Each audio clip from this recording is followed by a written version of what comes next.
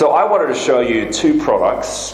One product is a product that I've spoken about and showed you before actually in some of the videos, right? These are pet grooming gloves, right? So it's having a new take on a particular product. Feel free to come up during the breaks to have a look at these, right? So rather than going after, and these are doing quite well, and I might show you a video maybe a little bit later on, one of my clients who actually jumped on something similar, but there's two types of grooming gloves. There was the big ones that look like a baseball glove with a hard blue back, and they're doing good numbers, but these are the new ones, which are kind of like a mixture between gardening gloves and grooming gloves, right? And they're actually doing some pretty big numbers on the US store, so feel free to have a look at that. And I wanted to show you this particular product. This is a product, some of you who joined us last time saw this product. One of our clients is doing, or was actually looking at doing this, and it was only through going to the Canton Fair and actually sampling it himself. And it's very important when you get samples, you kind of got to sample it properly, all right? You got to sample the product yourself, like drink out of it, put hot water in it, put cold water in it, put it in the dishwasher, see what happens. You know, leave it out in the sun, see what happens. The sampling process, which I didn't cover too much yesterday, is important because you want to test it like a kid would test it. Drop it on the floor, you know, drop it from a height, see what happens, right? Because this is what your customers will do. You know, they're going to drop it, they're going to spill it, they might crack. You want to see where the breaking points are. Where does it crack the most? Does the handle fall off if you do that too much, right? So that's what the sampling process is. Years ago, one of my colleagues he had this product that was like a door, it had like a hinge, had a couple of hinges on it, right? And he had to, just to test the feasibility of the hinge, he had to do this like 3,000 times just to see when it starts creaking or when it needed a bit of oil. That was how he tested his product.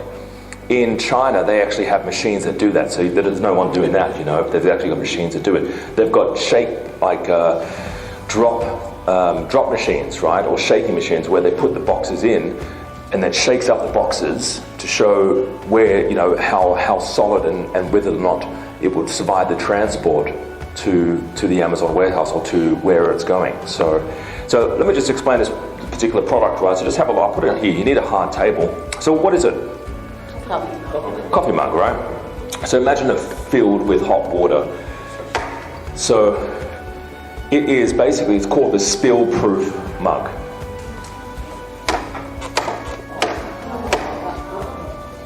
You just lift it up, see? And it's perfect for the car, the office. And just lift it up. See?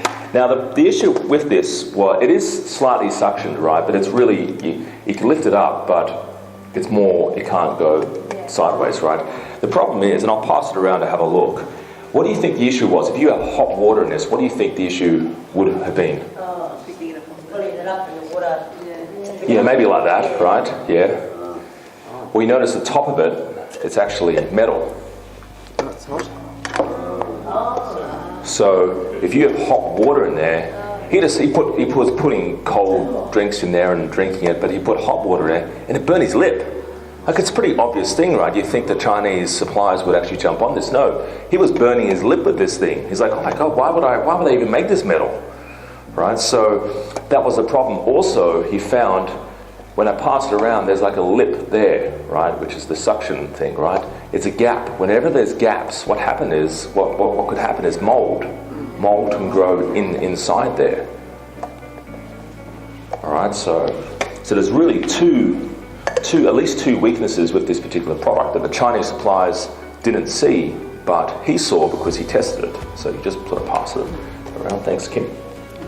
My goal is to help as many people on this planet as possible. People that are positive, people wanting a positive change in their life, people wanting to start afresh, finding hot and trending products to sell online, and people wanting to make a positive impact for their family.